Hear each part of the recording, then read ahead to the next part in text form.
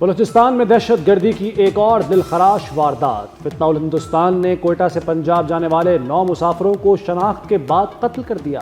تمام مسافروں کا تعلق پنجاب سے تھا۔ میتیں ڈی جی خان کے بعد آبائی علاقوں میں پہنچائی گئیں۔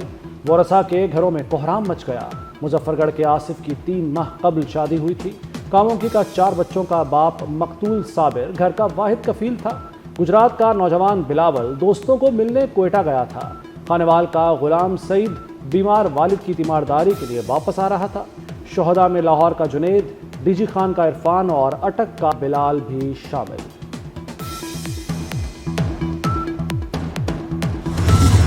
والد کے انتقال پر گھر جانے والے دنیا پور کے 2 بھائی بھی دہشت گردی کی بھین چڑھ گئے۔ دونوں والد کے جنازے میں شرکت کے لیے کوئٹہ سے روانہ ہوئے تھے۔ ایک گھر کے 3 جنازے اٹھنے پر ہر آنکھ اشک بار۔ لواحقین کا دہشت گردوں کو نشان عبرت بنانے کا مطالبہ۔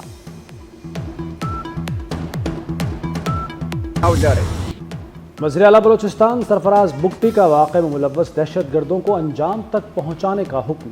کہتے ہیں بلوچستان میں معصوم جانوں کے قاتل کسی رعایت کے مستحق نہیں، دہشت گردوں کا آخری حد تک پیچھا کریں گے۔ صدر مملکت، وزیر اعظم اور وزیر داخلہ کی مسافروں کے قتل کی مذمت۔ آصف زرداری کہتے ہیں ملک کو فتنہ الہندوستان سے پاک کریں گے۔ شہباز شریف نے کہا کہ دہشت گردوں سے پوری قوت سے نمٹیں گے۔ محسن نقوی کی لواحقین سے دلی ہمدردی و اظہار تعزیت۔ کہا دہشت گردوں کا ہر جگہ پیچھا کریں گے۔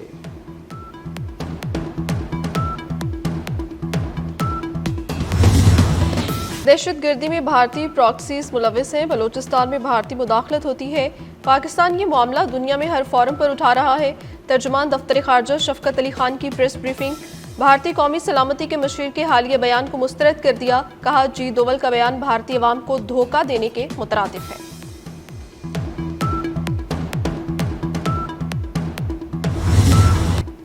بھارت سے military to military ceasefire ٹھیک چل رہا ہے۔ بھارت کی سیاسی قیادت سے سیز فائر ہضم نہیں ہو رہا۔ نائب وزیر اعظم اسحاق ڈار کا کوالالمپور میں پاکستانی کمیونٹی کی تقریب سے خطاب۔ کہا دونوں ملکوں کی فوجیں بھی پوزیشن بدل چکی ہیں۔ بھارت پاکستان کا پانی روک سکتا ہے اور نہ رخ موڑ سکتا ہے۔ ہمارا میزائل پروگرام پاکستان کی ڈھال ہے۔ کابل جا کر چائے پینے اور دہشت گردوں کے لیے سرحد کھولنے سے پاکستان کا بہت نقصان ہوا۔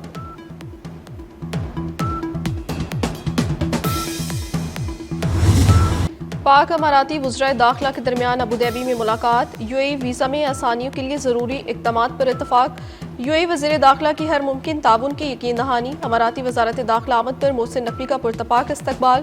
گارڈ آف آنر پیش کیا گیا۔ منشیات اور سمگلنگ کے انسدادی اور سیکیورٹی تعاون بڑھانے پر بات چیت۔ غیر قانونی امیگریشن روکنے کے لیے اشتراک کار بڑھانے اور ٹیکنالوجی کے تبادلے پر گفتگو۔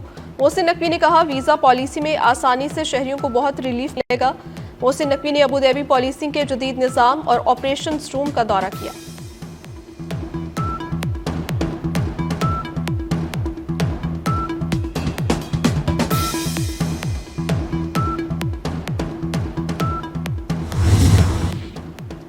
پاکستان کی ہاکی ٹیم بھارت میں ایشیا کپ ٹورنامنٹ کھیلنے نہیں جائے گی۔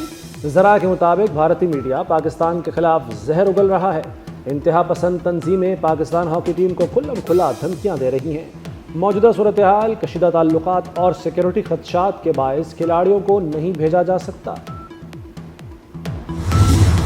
Pakistan Asia hockey cup under 18 کے فائنل میں پہنچ گیا۔ سیمی فائنل میں ملائیشیا کو پینالٹی شوٹ آؤٹ پر شکست تھی۔ پاکستان نے 3 کے مقابلے میں 4 گول سے ہرایا۔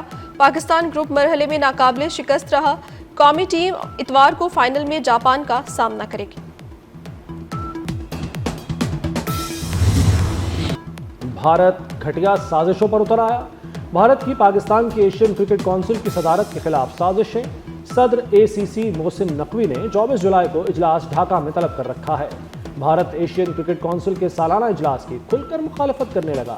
اجلاس میں شرکت نہ کریں، اے سی سی رکن ممالک پر بھارتی دباؤ۔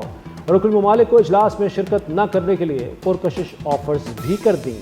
اے سی سی کے خلاف سازش میں آئی سی سی چیئرمین جے شاہ بھی شامل۔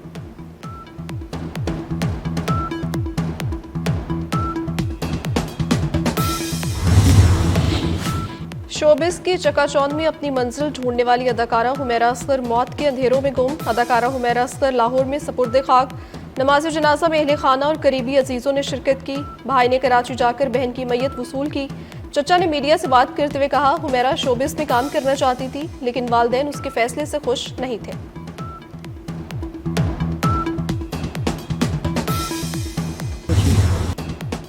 اداکارہ حمیرہ اصغر کی موت کی گتھی تاحال سلجھ نہ سکی۔ اداکارہ کی موت 8 سے 10 ماہ قبل ہوئی۔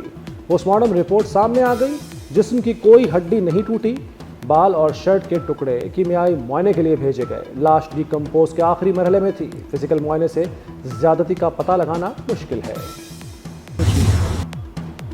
عوام کے لیے سستی اشیاء کی سہولت ختم، 12,000 ملازمین بے روزگار، 3500 یوٹیلیٹی سٹورز بند کر دیے گئے۔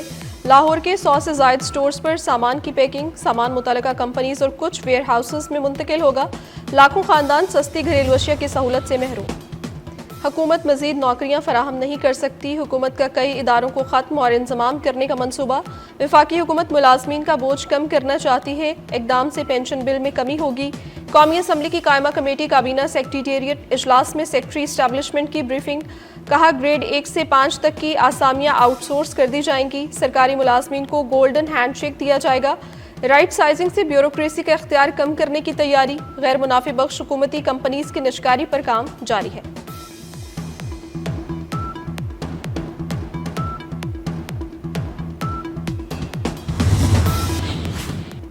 وزارتوں کی کارکردگی بڑھائی جائے، وزیر اعظم کی ہدایت۔ نظام کو جدید اور ڈیجیٹل بنانا ترجیح قرار دے دیا، کہا 7 دہائیوں سے چلنے والے نظام سے ملک کی ترقی ممکن نہیں۔ وزیر اعظم کو اجلاس میں گورننس کی بہتری اور اصلاحات پر بریفنگ دی گئی۔ شہباز شریف نے نقصانات میں کمی اور اربوں روپے کی بچت پر وزارت توانائی کی تعریف کی۔ جدید نظام اور گورننس کی بہتری کی تجاویز دینے کے لیے کمیٹی بنانے کی ہدایت۔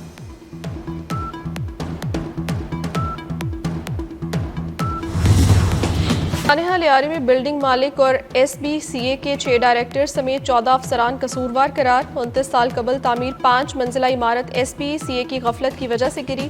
پولیس کی ابتدائی رپورٹ میں انکشاف، ایس بی سی اے افسران کو عمارت کے خستہ حال ہونے کا 3 برس سے علم تھا۔ معلومات ہونے کے باوجود ایس بی سی اے افسران نے سنجیدہ اقدامات نہیں کیے۔ رپورٹ سٹی کورٹ میں جمع کروا دی گئی۔ گرفتار 9 ملزمان کا 3 روزہ جسمانی ریمانڈ حاصل کر لیا گیا۔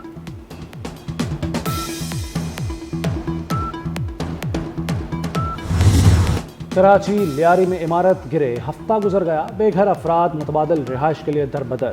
متاثرین حکومت کی جانب سے رہائش ملنے کے منتظر۔ سندھ حکومت نے بھرپور تعاون کا وعدہ کیا تھا۔ پی ٹی سی ایل کے سابقہ ملازمین پینشن کے مکمل حقدار ہیں۔ سپریم کورٹ کا پینشن کیس میں پی ٹی سی ایل ملازمین کے حق میں فیصلہ، کہا گیا ہے P T C L pensioners کو 90 دن میں پینشن ادائیگی کا شیڈیول مرتب کر کے دیا جائے گا۔ چیف جسٹس یاحییٰ آفریدی اور جسٹس امین الدین کا جسٹس عائشہ کے فیصلے سے اختلاف۔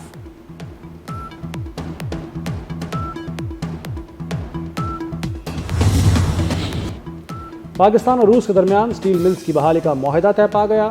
دونوں ملکوں کے حکام نے سٹیل ملز بحالی کے پروٹوکول پر دستخط کر دیے۔ معاہدے کے تحت پاکستان سٹیل ملز کو جدید بنایا جائے گا۔ وزیر اعظم کے معاون خصوصی ہارون اختر کہتے ہیں کہ سٹیل ملز بحالی میں روس کی شراکت داری سے نئی تاریخ رقم ہوگی۔ 5 لاکھ میٹرک ٹن چینی کی درآمد کا آغاز، ٹریڈنگ کارپوریشن پاکستان نے پہلا ٹینڈر جاری کر دیا۔ 3 لاکھ ٹن چینی درآمد کے لیے بین الاقوامی سپلائر سے لفافہ بند بولیاں 18 جولائی تک طلب۔ 25,000 ٹن سے کم کی بولی منظور نہیں کی جائے گی۔ وفاقی حکومت نے چینی کی درآمد پر تمام ٹیکسز سے استثنا دیا ہے۔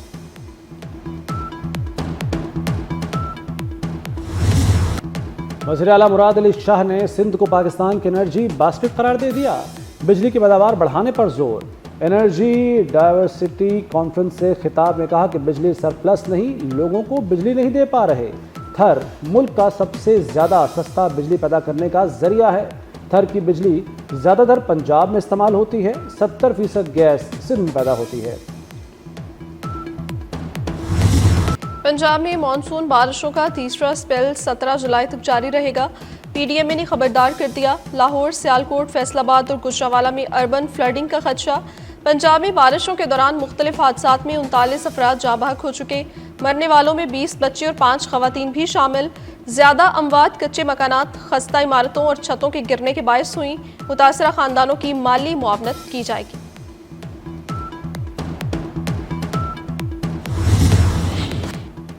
ملک میں بادل برسیں گے اور جم کر برسیں گے۔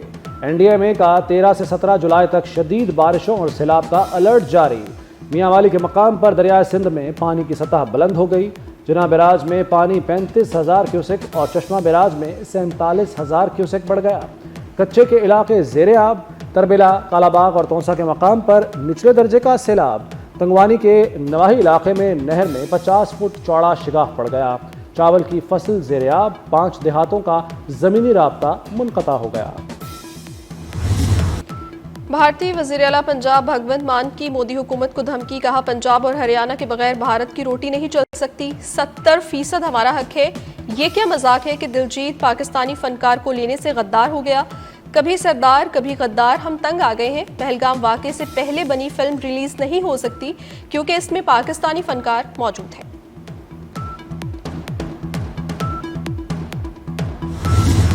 ایران کی امریکہ سے دوبارہ مذاکرات کے لیے مشروط آمادگی۔ ایرانی وزیر خارجہ عباس عراقچی نے کہا ہے کہ امریکہ کو مذاکرات کے دوران ایران پر حملے نہ کرنے کی ضمانت دینا ہوگی۔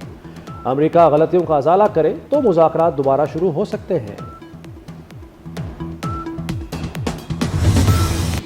غزہ میں اسرائیل کی وحشیانہ بمباری، 82 فلسطینی شہید ہو گئے۔ حماس اور اسرائیل کے درمیان کئی شرائط پر اتفاق ہو گیا۔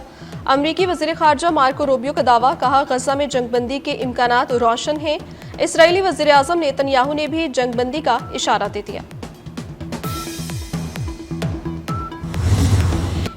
فلسطینی طالب علم کا ٹرمپ انتظامیہ کے خلاف $20 ملین ہرجانے کا دعویٰ۔ محمود خلیل نے سیاسی گرفتاری اور نظر بندی کے خلاف بھی مقدمہ دائر کیا۔ کہا ٹرمپ انتظامیہ نے انہیں ناحق قید کیا۔ ہرجانے کی ادائیگی کے بدلے میں انتظامیہ سے معافی مانگنے اور غیر آئینی پالیسی کو ترک کرنے کا مطالبہ۔